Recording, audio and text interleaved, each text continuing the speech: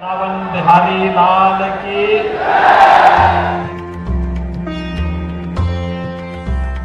देश भर में धूमधाम से जन्माष्टमी का त्योहार मनाया जा रहा है। मथुरा समेत देश के दूसरे मंदिरों को सजाया गया है।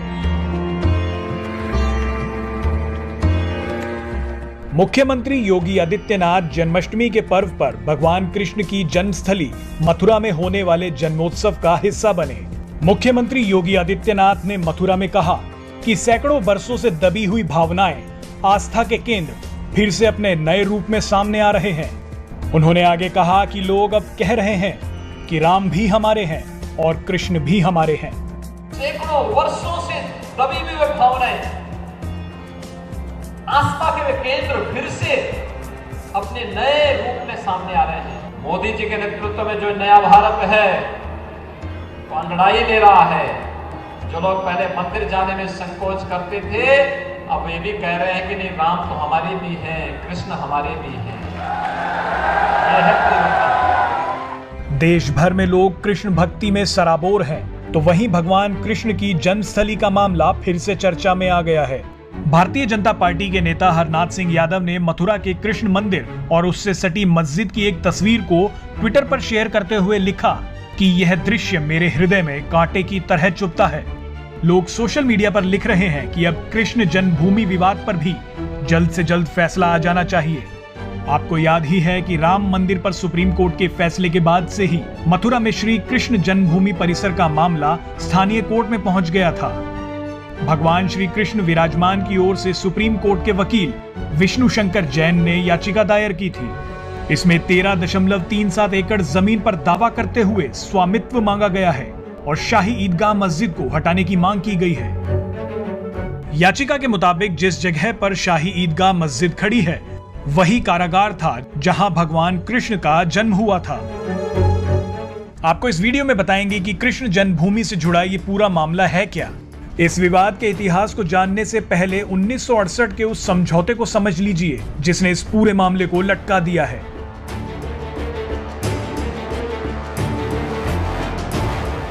1951 में श्री कृष्ण जन्मभूमि ट्रस्ट बनाकर यह तय किया गया कि वहां दोबारा भव्य मंदिर का निर्माण होगा और ट्रस्ट उसका प्रबंधन करेगा। इसके बाद 1958 में श्री कृष्ण जन्म स्थान सेवा संघ नाम की संस्था का गठन किया गया। कानूनी तौर पर इस संस्था को जमीन पर मालिकाना हक नहीं था, लेकिन इसने ट्रस्ट के लिए तय सारी भूमिकाएं निभाना शुरू कर दी। इस संस्था ने 1964 में पूरी जमीन पर नियंत्रण के लिए एक सिविल केस दायर किया, लेकिन 1968 में खुद ही मुस्लिम पक्ष के साथ समझौता भी कर लिया। इसके तहत मुस्लिम पक्ष ने मंदिर के लिए अपने कब्जे की कुछ जगह छोड़ी और मुस्लिम पक्ष को उसके बदले पास की जगह दे दी गई।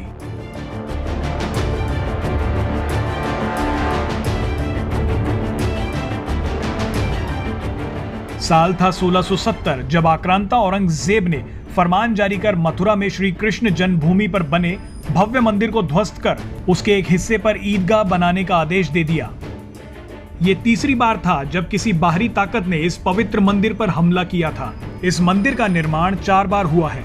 कहा जाता है कि औरंगजेब इस मंदिर की भव्यता से चिढ़ता था, इसीलिए उसने इस मंदिर को तुड़वा दिया।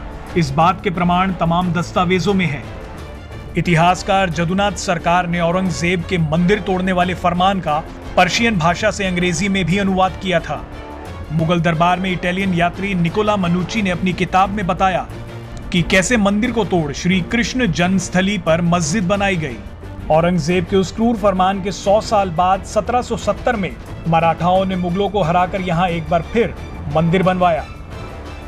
मुगलों के बाद आए ब्रिटिश शासनकाल में साल 1815 में नीलामी के दौरान बनारस के राजा पट्नीमल ने इस जगह को खरीद लिया।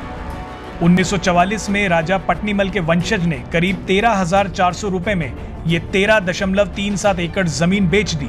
इसे मदन मोहन मालवीय, गोस्वामी गणेश दत्त आदि ने मिलकर खरीद लिया। मदन मोहन मालवीय यहाँ भव्य मंदिर दोबारा बनाना चाहते थे, लेकिन इसी दौरान उनका निधन हो गया। 21 फरवरी 1951 में कृष्ण जन्मभूमि ट्रस्ट का निर्माण हुआ ताकि मालवीय जी के सपनों को साकार किया जा सके। सेठ जुगल किशोर बिरला ने इस ट्रस्ट का निर्माण किया, लेकिन 1958 में कांग्रेस सरकार के काल में इस ट्रस्ट को साइडलाइन कर नया संगठन बना दिया गया जिसका नाम था श्री कृष्ण जन्मस्थान सेवा संघ।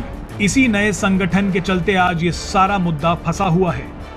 कुछ लोगों का कहना है कि इस केस में प्लेसेस ऑफ वर्शिप एक्ट 1991 की रुकावट है। इस एक्ट के तहत सिर्फ राम जन्मभूमि बाबरी मस्जिद विवाद को छूट दी गई थी, लेकिन श्री कृष्ण विराजमान की तरफ से केस लड़ रहे पक्ष का मानना है कि 15 अगस्त 1947 को तो यहां मंदिर ही था।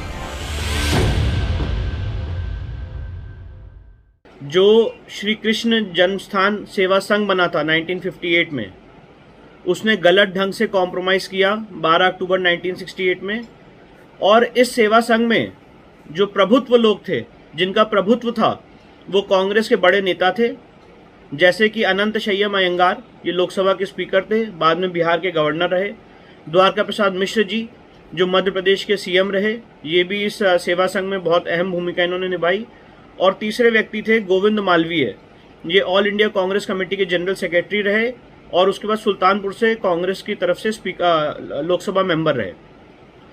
तो हमारा यही कहना है कि ये जो कॉम्प्रोमाइज़ किया गया, ये पूरे हिंदू समाज के साथ फ्रॉड है और भगवान की संपत्ति के साथ किसी भी आदमी को कॉम्प्रोमाइज़ करने का कोई अधिकार नहीं है।